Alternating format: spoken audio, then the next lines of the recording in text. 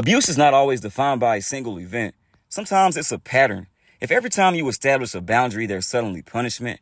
If every time you become independent, there's suddenly a crisis. If you're repeatedly given affection and then it's withdrawn.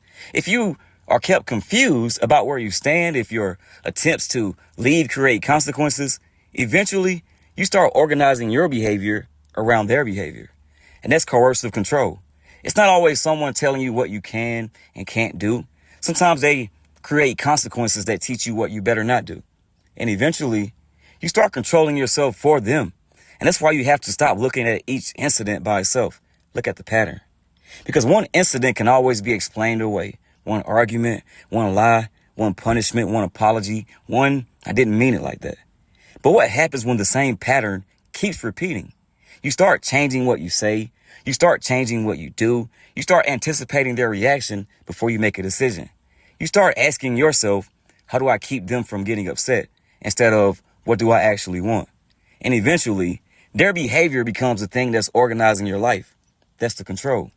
And this is why coercive control can be so difficult to recognize while you're still inside of it. You're not necessarily being told you're not allowed to do that. Sometimes you're being taught through consequences. You better not. You don't realize you're losing your freedom because nobody had to physically take it from you. You start restricting yourself to avoid what happened when you exercised it.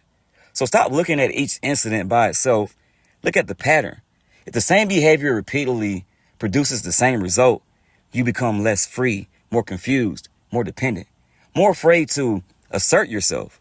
The pattern tells you more than any individual excuse. They know what they're doing. Stay consistent and be you.